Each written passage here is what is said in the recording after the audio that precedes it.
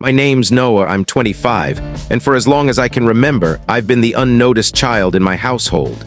Not the defiant one, more like the shadowed presence. I was never the young one who ignited chaos, but I also wasn't the one my parents flaunted at gatherings. That honor belonged to my older sibling, Mason. He's the radiant star, captivating, athletic, the kind who could forget someone's milestone and still leave them delighted by the talk's end. Me, I was the reserved one, buried in manuscripts, chasing triumphs that didn't gleam on digital feeds. Graduation day was meant to shine differently. I'd labored for years to reach this point.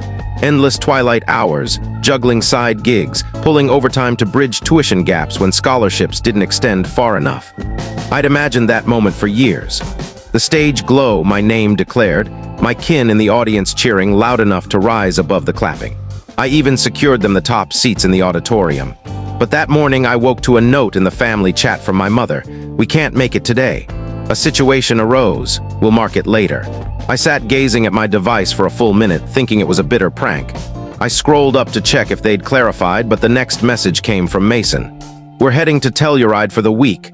Completely impromptu. Can't wait.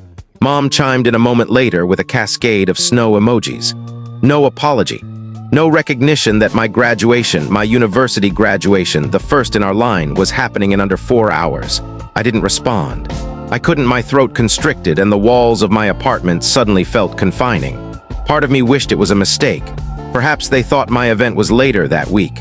But no, they knew the date. I'd been discussing it for months. I'd sent them the official notice from the university and even a reminder last week. They simply chose otherwise. Chose him. When I reached campus, I tried to suppress it and focus on the moment. Friends and classmates were there with their relatives, capturing images, holding flowers, laughing in huddles on the grass. I smiled when people congratulated me, but the unease in my chest kept swelling. Every time I glanced toward the section where my family should have been, all I saw were outsiders. I told myself it didn't matter. I told myself I'd remember the pride, not the vacant chairs. Then my name was called. I walked across the stage, shook hands, smiled for the picture. And that's when I felt my phone buzz in my pocket. It was my father. A message, come back home immediately. No explanation, just that.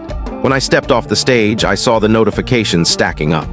Missed calls, 37 of them. The same message repeatedly, come back home now. I didn't answer. Instead, I stared at the screen, my diploma in one hand, my phone in the other, wondering what could be so pressing that the family who skipped my graduation for a ski getaway now suddenly demanded I abandon everything and rush back.